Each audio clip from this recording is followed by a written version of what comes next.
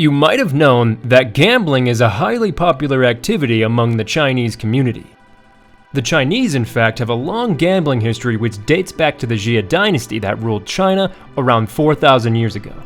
Naturally, the gambling culture is also prevalent in Chinese-influenced cultures such as Singapore, Hong Kong, Macau, and of course, Taiwan, which calls itself the Republic of China. While most of the people would bet on things like card games, mahjong, soccer, horse racing, etc., some people in Taiwan are betting against none other than the Grim Reaper himself. That is known as death gambling, in which bets are placed on when a person would die. This weird practice takes place in the beautiful city of Taichung, which is located just 170 kilometers south of Taiwan's capital, Taipei. In this one quiet-looking street of Shijia East alone, there's over 60 places which offer these sort of death bets.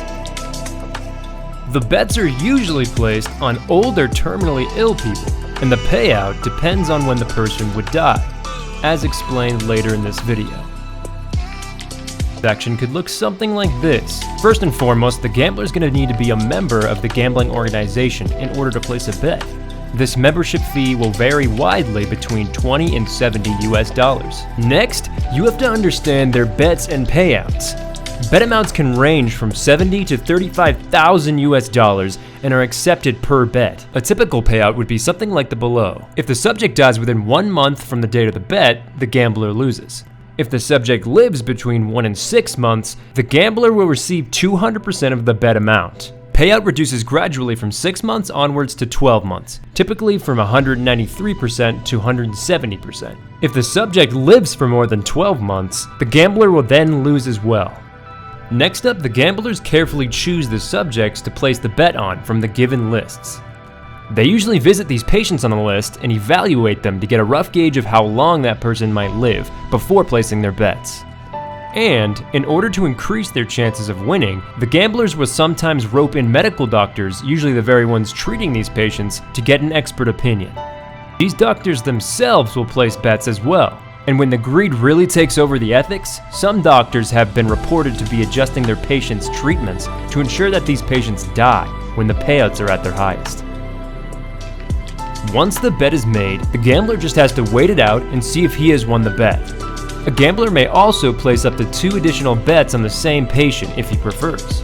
This typically happens when there is a change in the patient's health condition. The families of the sick are usually willing participants in these schemes as well, since they would receive 10% of all the bet amounts placed.